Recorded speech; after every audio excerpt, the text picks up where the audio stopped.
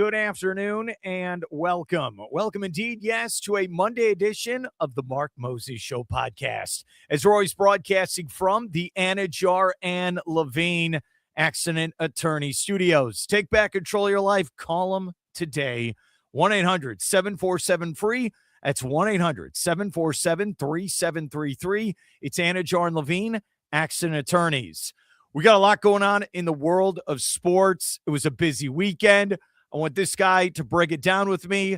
He was a busy man last night in downtown Orlando. He is my good friend, Kyle Nash. He saw the Storm win their first ever game. My guy, Jayshad Corbin, 2 tutties in the win. Kyle, how you doing today, buddy? Doing great, man. Yeah, you said it for sure. Busyness, things going all over the place. Maybe the Orlando Storm was the best news in local sports this weekend, but we'll get to that as far as whether it was positive or negative or whatever. Okay, I have a stat here. The Orlando Magic lost by 52 points last night. 52. And I think that is a franchise record for a loss in a basketball game. I got to make sure I say this right. They gave up a 31-0 run to the Toronto Raptors. 31 to nothing. Okay, I get 15, 17, 31. And you know what?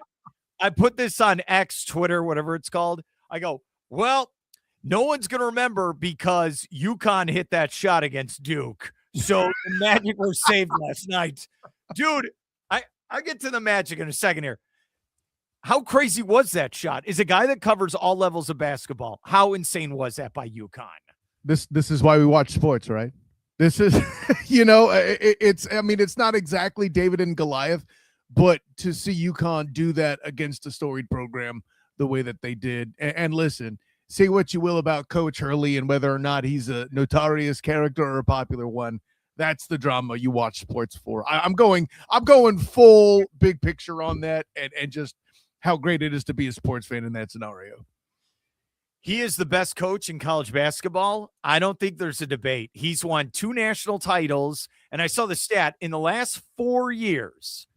2 national titles. He lost to the Gators last year in a game he probably should have won. He lost by 2 points. Florida won the title. Now he's back in the Final Four. In the NIL era, I think he's the best. I know there's a lot on this list here. You could Calipari, Pacino. I can't even talk. I'm more stop here. All right. Hooah. It is Rick Pitino. But do you think this guy's at the top of the mountain right now? Well, in terms of body of work, maybe the other guys have him, but lately, I mean, Pitino and Calipari, how much have they done compared to Coach Hurley? It's a whole thing with as far as things that have happened lately. And by the way, the answer is yes, please. None of them are particularly popular with some things that go on off the court, perhaps, but they produce results, and I don't think that's arguable. That was a big win. Big win. A big win from the standpoint of, all right, so we're around the same age. Growing up, they constantly tell you about Christian Laettner and the shot, right? And the shot. And they've done documentaries on it, and everyone older than you and me constantly, if they're in their 50s, 60s, 70s, I remember where I was when Christian Laettner hit that shot and Grant Hill threw him the ball. That was amazing. At least in that one, they had the ball. They had possession of the ball trying to get the shot off. I still don't understand this one. All Duke has to do, they have the lead. Dude, you have the lead and you have the ball. The ball never has to leave it doesn't have to leave your hands. It takes 2 to tango. Incredible comeback, but an ultimate choke job by Duke. What are your thoughts? Yeah, it's one of those heat of the moment things. Like, I'm not going to go, Michigan full Chris Webber timeout when he didn't have one kind of scenario, but it's the heat of the moment. And I'll give this player, I'll give the players this much credit. They thought that they could put it out of reach being proactive and attacking, and it didn't work. No, there's 10 seconds. If there is 4 seconds on the clock, okay, throw it up. Who cares? Everything had to go right. It got tipped. Okay, the freshman gets the ball, passes it to a senior. The senior has the whereabouts to throw it back to a freshman. The guy shoots a 35-footer, and it actually goes in. I mean, it's wild. So what I'm trying to say is the Orlando Magic are fine today. No one's going to remember that they lost by 52 points. They could have lost by 92 points. When I was driving in, I had to go from Port St. Lucie to here. Every station was talking about UConn. Every single one. Dude, I'm sorry. I know you were at the Storm game last night. Everything was about UConn. Everything. I can't believe it. March Madness isn't just a clever nickname, Mark Moses. If this isn't what you're signing up for, then why are we even talking about it? That's all I'm saying. Didn't we have a Magic game? I swear this happened. Remember when they were playing the Lakers? Were you at this game at the Kia Center? The Lakers game. It was the 21st, I believe. All right. So remember, the Magic are up by 2 points. Oh, okay, who was it? It was DeAndre Ayton purposely misses a second free throw. Wendell Carter Jr. gets the rebound, and for some reason, Jamal Mosley calls timeout. No, you have the lead and the ball. Don't help the other team. This is why I like sports, because it's human beings and there's the error. I can't just have AI robots as athletes. I'm sorry, dude. These are examples. It is. It might even be funnier when the AI robots hallucinate, but that's a whole other thing. We're getting into the tech conversation, Mark Moses. I can't believe. Look, UConn is right there. Buy or sell. UConn is an elitist big boy basketball program with Duke, Kansas, Kentucky. I think they're right there. Do you buy it? Oh, sure. I think you would have gotten a yes to that even before this amazing shot. Now you just have evidence to provide your case, man. That's all. Yeah, they're a blue blood. They are. Do you think they're the team that can win with the final remaining four, or do you like another team in this final four? None of them in the Final Four are a bad choice, right? Now, granted, I'm kind of inclined to see the Big 12 do the thing and show people what's what and watch Arizona win the day, but can it just not be the Big 10, please? Can we start there? No disrespect to the Big 10, but I talk about them enough in football season, okay? They have two teams. They got Michigan, they got Illinois, right, who are both great teams. Dude, that game, the late game, where it's going to be one Michigan versus one Arizona. And we saw Arizona play at UCF earlier this year, and they just pounded the Knights. And the Knights made the tournament. Right. I don't know. I think Arizona can win it, but I like Michigan. I don't know if I'm going to bet on any of these games. I don't know if I could touch it because I think they're all up for grabs. How about you? I wouldn't. When's the last time? I don't have the number on this, but I feel like it's been a minute since we've had two number ones face each other in the Final Four that actually felt like they were both number ones that were a threat to win it. Because sometimes teams get up and you're like, okay, they deserve the number one, but do you really see a championship out of these guys? But I really feel like, again, any of these Final Four have a shot. I can't put it any better than that. I got to root for Illinois. I don't know if you know this. I was having flashbacks. That's how older I'm getting. 21 years ago, I was finishing up college, but I was on the 5-year plan, so that's another story. But dude, I remember if you're from Illinois, you'll never forget that team losing that title game when they had no business losing to North Carolina. They were the better team. I know this sounds like they're the Buffalo Bills, but like they were the better team, and it's just a killer. So let's see. Michigan went a couple years ago. They've had some great teams. Now with Juwan Howard, that was not good. But Dusty May from Florida Atlantic taking over Michigan, he has made them into a power again. What is it? Arizona last time was 2001, Illinois 2005, and UConn won 2 national titles. So UConn's really the real one in this all. So I'm excited. Are you excited for Saturday night? How can you not be? Again, do you know what's going to happen? I don't know what's going to happen here. Again, this is the madness of it all. And Mark Moses, let me be clear. I have enough ties to the state of Illinois. Okay. My mom is from the original birthplace of your Chicago Bears. That's right. The Decatur Stanleys, such that it is.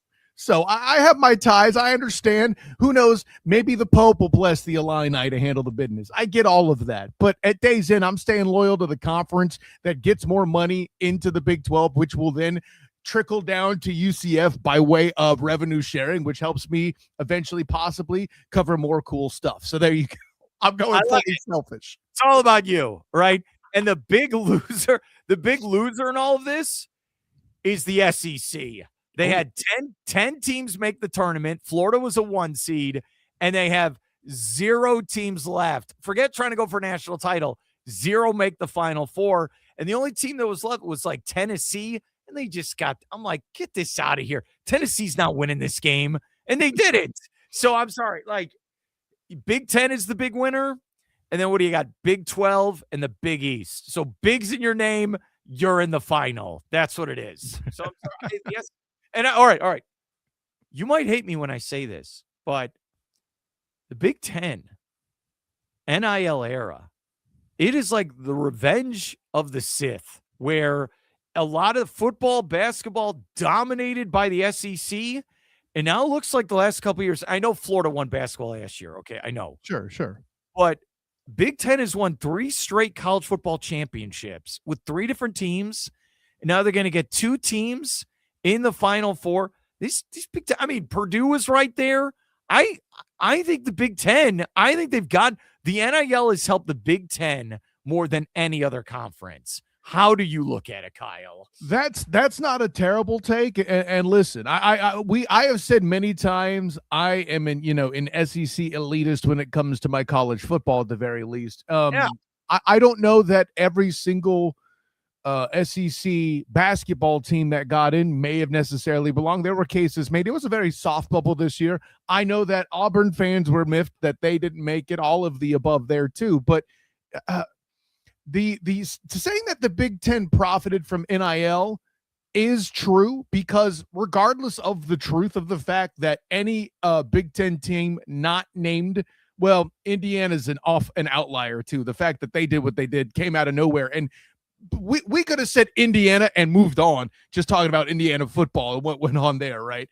But for my money, there's a narrative and mystique around the Big Ten. Maybe it's not deserved across the board, air quotes, the way the common fan thinks so. Like, when's the last time Wisconsin's done anything? What is a Golden Gopher exactly? I don't know, but they don't do anything in football, right? So I say all the above to say, what has happened is that the Big Ten has risen up to the cream. I think that overall there's a lot more parity between them and the SEC in football. And in basketball, listen, seeing this many teams get involved, seeing the SEC put out more teams than the Big 12, I have questions in the first place, but the fact that they were able to do that is amazing in one respect. I am with you on that. I did not think the SEC deserved 10 teams. I did not. I thought the Big 12 was a tougher conference. It was.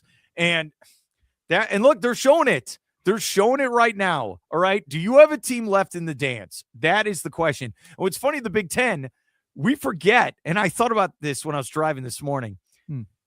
They have UCLA, and UCLA has been trash as a program. I'm sorry, Mick Cronin, but you think of how many national titles they have won in the last, 70 years. They should be a blue blood. They should be one of the cream of the crop programs in college basketball. And dude, they haven't been good since Russell Westbrook and Kevin Love in like the late 2000s. So you could have that in the Big Ten as well, and they're not even there. That's wild to me. I mean, you're talking about a lot of should-haves. UCLA should have been eliminated by UCF. What are we talking about right now? It's a good point. You're absolutely right. So, all right, it's only Monday. They're going to hype it all week long. Final Four going on in Indianapolis. It's only a 2-hour drive from Champaign. I think there's going to be a lot of orange in that stadium. And it's funny, my aunt and uncle who grew up in Illinois both got their master's degrees from Illinois. My uncle said this to me on the phone. He's like, Mark, I've been watching this program for the last 50 years. We were close in 89. We should have won in 05. That's it. We got to win. You know what I loved what he said? I still believe there's still a shot. There's still a shot. You know what I mean? Like, he's going full Dumb and Dumber. So you're telling me there's a chance? There's a chance. I was like, look, maybe you need to go to Indianapolis. You'll have to drive to Tampa. You might have to fly there. Yeah, look, I get it, dude. you said this at at the top about March Madness, and just like this is why we watch sports. Maybe there's a chance. We got a chance here. Okay, so great. Let's go back to the Magic then. Here's what I got. Today they are 39 and 35. And yes, the Raptors just hit another shot. Okay, that's a bad joke. 8th seed as of today. They are about 3 games out of the 5th seed. It's a log jam. They have 8 games to go. I know Kyle's probably going to go to some of these games. Off today, they deserved it. What is it? Tuesday, they got the Suns. Wednesday, they have the Hawks. 8 games to go. Dude, what are your thoughts? This is it. This is the stretch run. They clinched a spot, at least in the play-in tournament. What are you thinking, buddy? I'm thinking there's a lot of things that just need to go right, for lack of a better way to put it. And like I'll put it this way: I only watched so much of that because I was watching the UFL do their thing. The Orlando Storm handle business. I'm not going to keep watching off to the side when I see you're giving up a 31-0 run. Okay, I'm sorry. That's just I had to divide my forces there on that and do my thing for the Storm Surge podcast there, Mark Moses. So with that being said, there's nothing there that went right. Paolo Banchero needs to stop settling for jumpers. He needs to attack the basket. This is something we used to say of perhaps an Anthony Davis in years past in his final parts of his campaign in LA, right? This is something we said of Giannis at times earlier in his campaign before he got the championship in Milwaukee. You need to stop settling for jumpers and you need to attack. However, the argument can be made, and listen, I'm a pro Jamal Mosley guy, that he's not being put in correct places by the scheme. Desmond Bane is clearly the biggest success of the Magic offseason with the deal that was made to acquire him. But he can't do it every night. He only had 17. Still missing Franz Wagner and Anthony Black. I get it. And then Jalen Suggs, I know a lot of people throw out, whoa, they don't have a true point guard. I don't think that's the biggest problem. What I think the biggest problem is you have leaders of this team, and listen, I'm pro Paolo. They should have given him a max. There's just something going on there where he's starting to settle for shots. And here's the thing that I haven't heard talked about enough, Mark Moses. These past 3 seasons of relative success with Paolo in the building compared to what had happened previously, at the very least, this consistency that I only hear about, other than the fact that they struggle to shoot, is the injuries.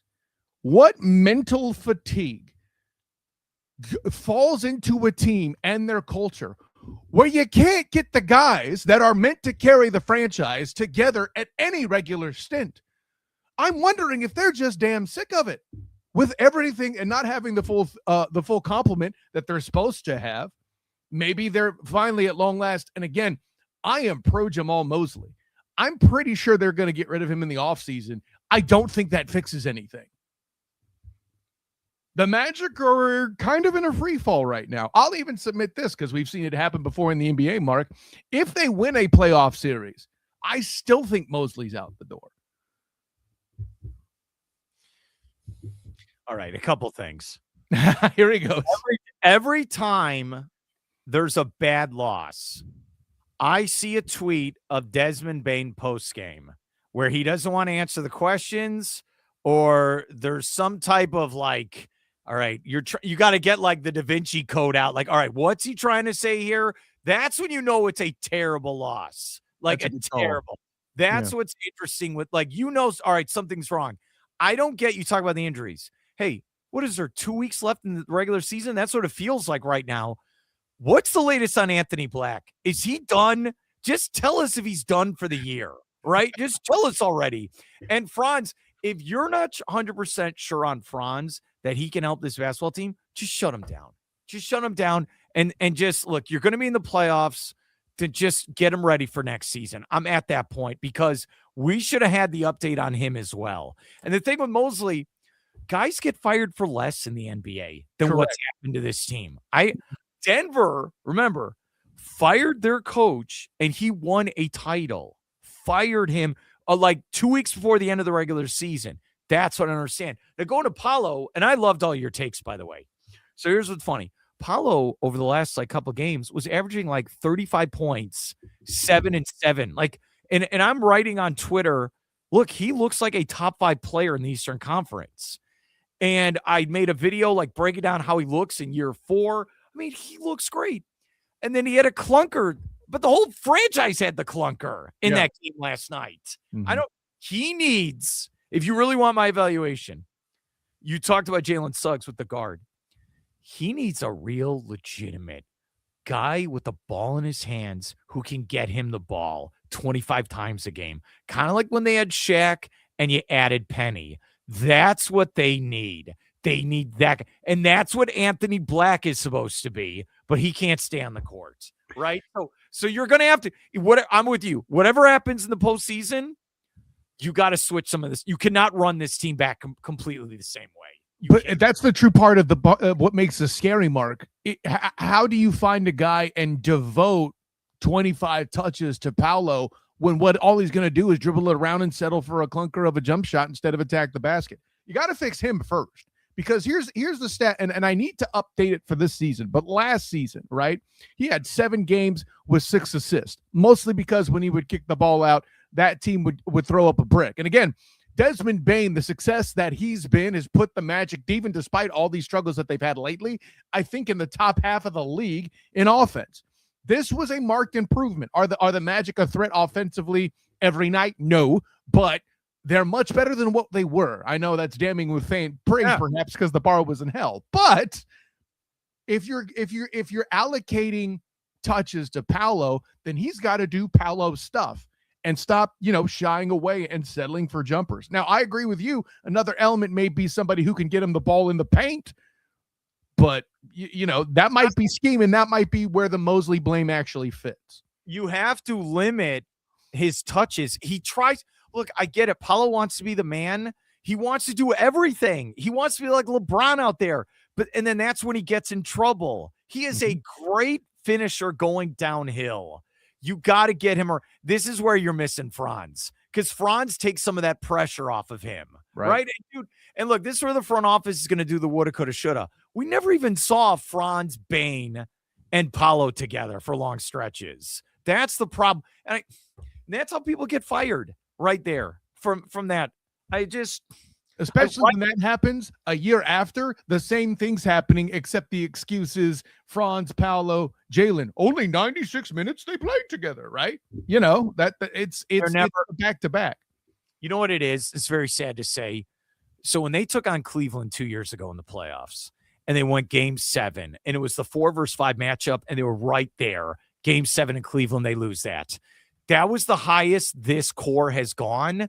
And it feels like they've never gotten back to that point, right? And it feels like with the front office, the coaching staff, the roster, I don't think they're going to get higher than that. I think they've reached their ceiling. And that's why I know I keep hammering this to you. Mm-hmm. Something has to change here. I don't think everyone comes back. I think there has to be a little tweaks to this. And then maybe that can get you to the next level, because I think they've hit their ceiling. I at this point, because this particular team as it's assembled, and granted, I don't know how you do this with their contract situation such that it is. I am not versed enough to talk about aprons and things like that, but I can tell you that Paolo is on a max and Franz is on a max. That's something they have to negotiate around. They've extended Wendell. I'm pretty sure they threw money at Jonathan Isaac. Speaking of dudes that miss time on a regular clip, right? What is Mo Wagner going to do as one of the top guys on the bench? As much as we talk about Franz and should, Mo's a big part of this team. My question is, did they really miss Cole Anthony as an intangible asset and KCP despite his shooting woes? Did they miss that defense, and did they miss Cole's spirited presence that much? It's hard to believe that that's the case, but the question has to be asked when you see something like what happened in Toronto. You know what's so crazy in all of this? If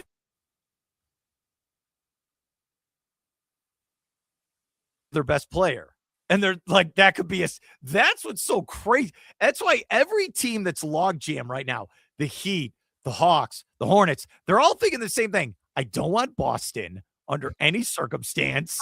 The Magic got Boston last year and got beat up and lost. I'm telling you, you probably want Detroit if there's no Cade Cunningham. That's what's so weird about this. So, All right. Again, the Magic have the Suns Tuesday night, and then you have the Hawks. That's a big game Wednesday. It This is. is a check in. Hawks embarrassed. Remember, that was supposed to be the Magic City game last Monday, right? And by the way, the Magic never got off the bus. The Hawks whooped them in that game. So, again, that's why this season's so weird. 7-game win streak. You're like, all right, we got it. And then what was it, a 5-game losing streak? I mean, it's like, what is this? The pendulum swings, Mark Moses, with this team in a way I haven't seen ever since I've been covering the Magic these past 3-4 years. I don't get it. Franz, you brought this up. Franz and Paolo are untouchable. Everything else is up for discussion, I think, for next season. Is Paolo untouchable at this point? Yes. My thing is, I don't know who takes the contract. I think he's a Magic for the next 5 years. Mm-hmm. I think he's the guy. He's the guy. He has, look, this is what all levels of sports. You could disagree with me on this. You have to do whatever you can for your best players to be put in the best position possible to succeed. That's what this is all about. You got to make sure that they can go win for your franchise. That is what needs to happen moving forward. And it says, make sure they're happy and they want to play here, and then put them in a position to win. That's what it needs to be. But the devil's advocate take to that, Mark Moses, and I don't agree with this, but I'm going to say it. The question is Paolo the best player, or is that Franz and Desmond Bane? Franz has the potential to be a great player. He now can't stay on the court. Correct. That's a problem. And he never, in hindsight, and I know this is bad to say, he never should have played in that Germany game. Never. That screwed up everything. He never should have played it. But I don't know. Look, maybe he gets injured in the next game in London. Who knows what? It's all woulda, coulda, shoulda. But, dude, I had high expectations, just like everyone in Magic Nation. I wanted 50-plus wins, top 4 seed. I wanted that last year, and it's been a disappointment again. That's the problem with the franchise. So are you going? I'm putting you on the spot. Are you going to cover it this week for some of these games or no? No, not for this week, but I will be there for April 8th, the final home game against the T-Wolves. That'll be hey, they won at Minnesota a couple weeks ago. That'll be a good game. Yeah, I like that. By the way, Kenya Davis says, "What up, Kyle?" Just want to give you a shout out. Hey, that was in the messages. I forgot. We were on this long rant. I didn't want to do it. No, that's all good. You were on a roll, and shouts to Kenya. I went to school with him at UCF, so there you go. Very nice. Charge on. All right. You were there at Orlando City Soccer Stadium, or what is it? Inter & Co Stadium. Correct. All right. You were there for the first ever DJ Khaled Invitational. Someone wrote, I don't know if you saw the DJ Khaled concert. I know you get busy. So they said he played 20 songs, but each song was like 20 seconds long. Right. So it's just like this mix. We'll start there and then we'll talk football. Did you watch the DJ Khaled? I didn't, but I heard it in the background, and there's a lot of jumping around, like, because, it's one of those things where you're aware of the background music while you're getting set up, because, my co-host BP and I on the Storm Surge podcast we were doing our halftime drop, but, like, I kind of felt like he's already on to All You Do It. Well, he opened with All You Do Is Win, and, like, he's on to the next one already. Like, it felt fast. And like you said, I was focused on other things, but I did notice the jumping around. We the best. We the best. And another one. So that was a good angle to do that, by the way. What was it like? Because I think you've been there for like the Cure Bowl. Correct. What was it like watching football there at a soccer stadium?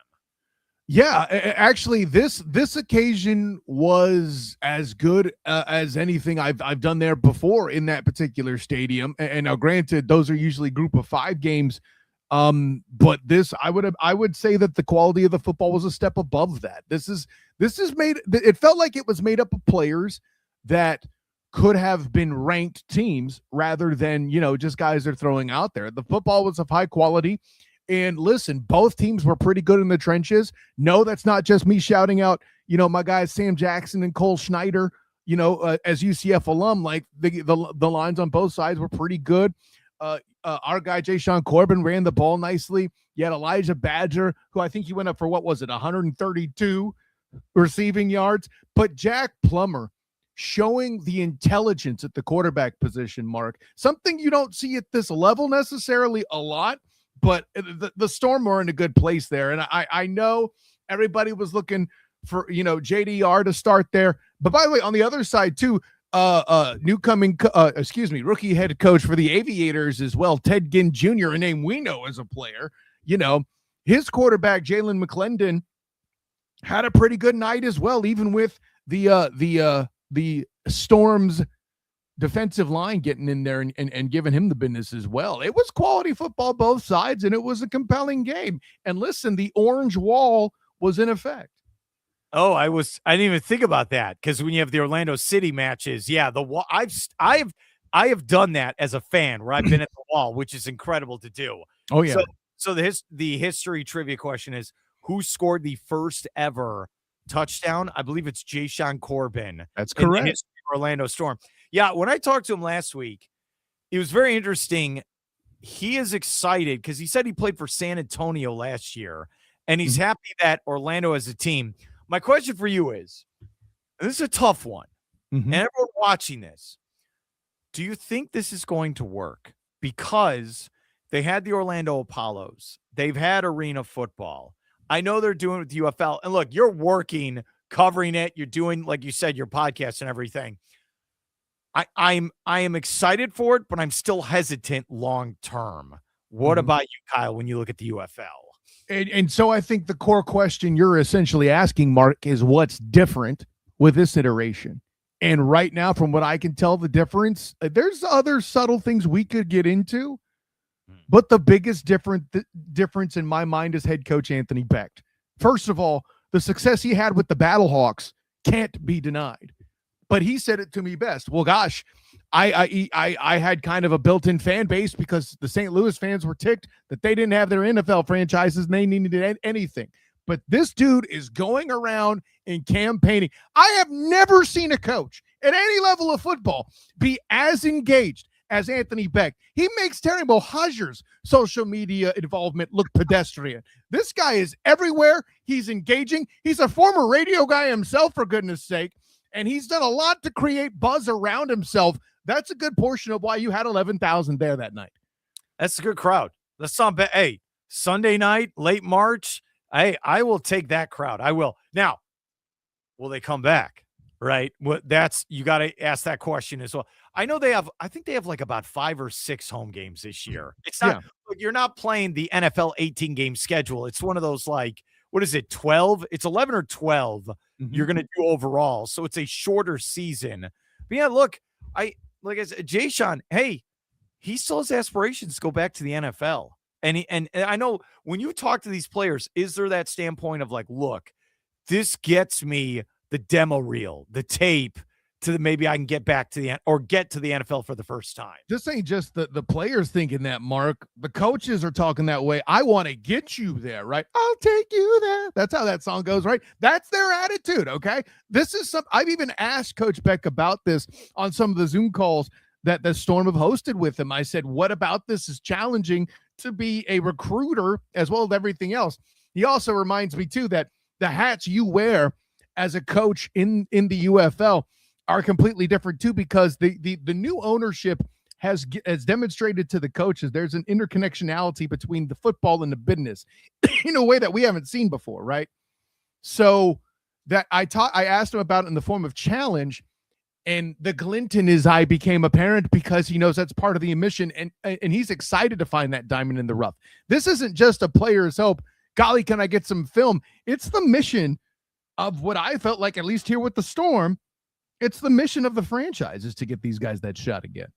That's really cool. That is. I hope they do have great success and get a chance, right, to play here and then play more football moving forward. That is really cool. So on with this. I think the NFL owners might be voting this week. I'm getting some text messages. It might finally become official where your Jaguars, one of the main teams you cover, 2027 season. I know it's rumblings. It's like 99% done. But if that becomes official, and it should, dude, how excited would you be? Not this fall, but 2027, the Jaguars right there in your backyard. Me and listen, Travis D. Holmes as well, because doing the thing for the Duval dive, he doesn't have to drive up to Jack's to make it to events and things, right? That's obviously the fantastic thing. But yeah, the opportunity to have buzz and have it be right down the street like that is always going to be fun. I think it's a compelling case to be made. It draws attention to football there too, and I don't know how successful this is or won't be, but I do know that this city, Mark, for a long time has been trying to do one of two things: either bring a major league baseball franchise or be the first non-NFL city to host a Super Bowl. And upgrading facilities to host the Jags might be the first step in achieving that goal. I'm not saying they will. I'm just saying there's a path to victory there. This is an amazing opportunity. I am with you for the city, beautiful city, Orlando, to do this. And I know the people who hate this idea is Tampa. Tampa does not want this under any circumstance because they want it to be Buccaneers, like they're connected, or it's a Buccaneers town. That's what's so fascinating about this. There are so many NFL fans here in Central Florida, and you've known this from covering the Pro Bowl. They are going, and the minute, if this becomes official, then everyone's going to want to know what teams outside of the AFC South will be coming to Orlando to play the Jaguars part of that home schedule. They cannot wait. And we've been discussing this for 2 years. They were thinking maybe go to the Daytona Speedway, maybe go to Gainesville. Dude, if this is in Orlando, this would be gigantic. And compared, you bring up baseball. I know the Dreamers keep trying to, we want to be the third baseball team in the state. This is a golden opportunity for the city, not only to host games, but to prove to the NFL owners, hey, maybe we should get an NFL team if we steal one, or if we should get an expansion team. It's gigantic opportunity. We will never get, and you can give me your thoughts on this. We're never getting a third baseball team. We have 2 teams with empty stadiums now. Right. No, it's not. The only way you're going to do this is if you steal a team. This is so big for Orlando. If they can get, like, if you have the Jaguars, you got it. And this is the other thing, like you said, they are renovating Camping World Stadium, but they better hire. Right now, they're going to work on the Jaguars. They better make sure they have the best team there, marketing, sales, whatever they can to get every butt in those seats. And this is going to be a big opportunity for Orlando. So, dude, I'm excited. I can't stress that enough. I think it's going to be a home run for Orlando if they get the Jaguars for 1 year. I'll do a yes and. Sure, the butts in the seats. I feel like that's going to take care of itself, though, Mark. Where I get concerned is that Orlando has what happened to Jacksonville when they host the Super Bowl, and all the rumblings coming out of there. They're bringing in cruise ships and stuff because they can't handle the capacity for lodging and things like that. Now, granted, I'm not trying to insinuate that a regular season game or a series of regular season games is anything commensurate with the capacity you require to do anything for a Super Bowl. But what I am saying is the last thing they need is that negative buzz surrounding their ability to accommodate and step up to the task that Jacksonville got when they host the Super Bowl back when. This is the difference. Orlando has the theme parks. Not just that, it's the idea. The airport flies to anywhere, and it's cheap and affordable. There are 10 billion hotel rooms around that stadium as well. Okay. This is big. That's why I always joke. Anytime there's some type of conference, just do it in Orlando. All right. It's the easiest thing possible. Dude. Well, they'll probably get, all right, you'll probably get 1 or 2 games in London, right? They'll probably do that. And that's already locked in. Yeah. So what are you thinking? 6 games? How many would you get? That's the projection so far, as I understand it, is 6 games. So 3. All right. So 3 of the games would be Tennessee, Houston, right? And then the Colts. Snore. So 5. They gotta get an NFC team. Now, the problem is it might be like Vegas where you're like, yeah, we're here for the Jaguars. And it might be the Eagles show up and then 50,000 Eagle fans show up for the game. But hey, from Orlando's perspective, that ain't a bad thing either. Let's be abundantly clear on that part, right? Like they don't care who the fans are. Let the snowbirds continue to snowbird like they do in Florida anyway, right? Orlando still wins if they're filling the stadium and the experience is good, right? I can't put that any better. Some of the other teams that could be involved, I looked it up real quick, Mark, that could be involved for other, shall we say, hosties, if you will, would include perhaps the New Orleans Saints, maybe. I mean, the Bucks coming up the road, that's not a huge deal. No. You know, and then the Bills and the Dolphins would be in line there too. I believe that's the AFC East year. So there's a lot of interstate stuff there too. That's not necessarily compelling either. Here's what I want. I want the it's like I'll call up coach. I'm sorry, I can't even talk. Mayor Buddy Dyer, right? I'm gonna call him up. I'll make connections. I want the Dolphins as one of the games because then that'll turn into a March Madness type game. I think that I know the Dolphins. I know they had a preseason game a couple years ago. Yeah, in Camping World. I want a Dolphins game, and they were down south last year. Yeah, the other one. Give me the New York Giants. I would pay extra for all the New York transplants or the Patriots. One of those teams playing Orlando. Insane what would happen in that game. That would be amazing. From the ticket prices, it'd be wild. It'd be so much fun. All right, he's looking at potential stuff. Oh, well, no, I was double checking, and I think this is the case, and I can confirm. I'm pretty sure they're at Gillette for your Patriots, unfortunately. Okay. All right. Well, we'll find out. You tried. All right, yeah. So Final Four, Magic play tomorrow. By the way, the Artemis 2 rocket launch is supposed to happen Wednesday night around 6:20. The sheriff's office here in this county released the travel traffic patterns for Wednesday afternoon. So my heads up for people is watch from your house. Yes. Do not drive on 95 if you don't have to. It's going to be nuts. All right. And maybe if you're coming from Orlando, 528 across. Yeah, you better leave at 6 a.m., buddy. All I'm saying is I'm going to step outside my house, get a view up in the sky like I do right before I go on to do the Duval dive. That's my plan Wednesday. That is the plan. Kyle Nash, thank you so much for coming on. Have a great day, and I'll talk to you later. All right, buddy? On enjoy your privilege, Mark. Until next time, class dismissed.